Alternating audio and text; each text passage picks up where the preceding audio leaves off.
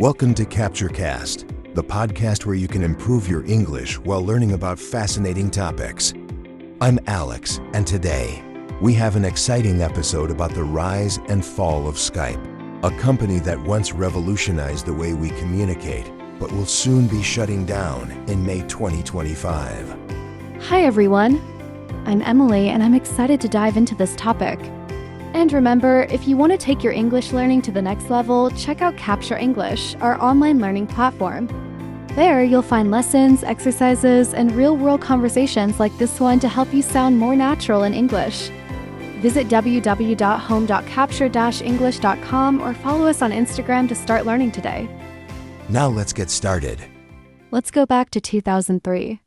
This was the year when two developers from Sweden and Denmark created Skype, and it was a game changer for communication.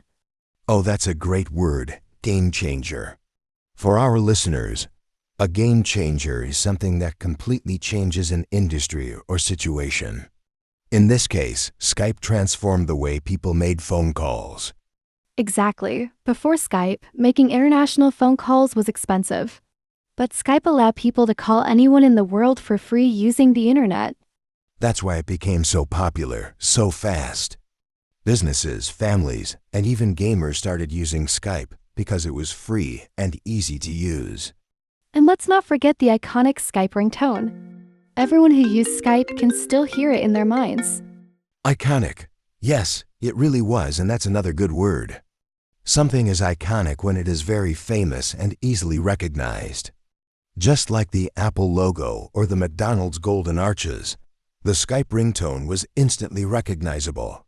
Hell yes, if you ever heard that sound in public, you immediately knew someone was on a Skype call.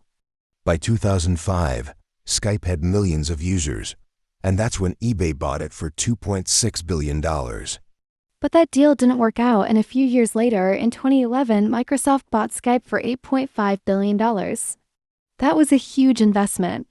Microsoft had big plans. They even replaced Windows Live Messenger with Skype in 2013. That was when Skype was at its peak. People used it for business meetings, long-distance relationships, job interviews, and even online teaching. It was the go-to app for video calls. But then, things started to change.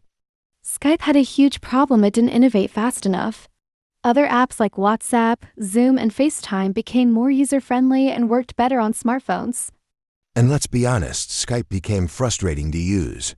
It had slow performance, too many updates, and a complicated interface.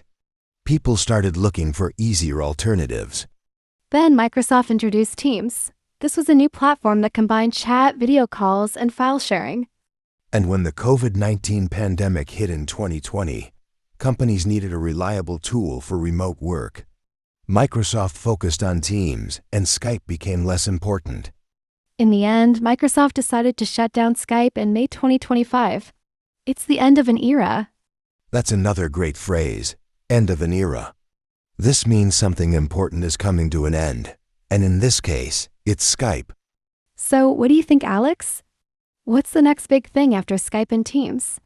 That's a great question. Technology is always changing. Maybe AI-powered communication tools will become the next big thing. That could be another future episode for CaptureCast. So, that's it for today's episode of CaptureCast. We hope you enjoyed learning about Skype's history while improving your English.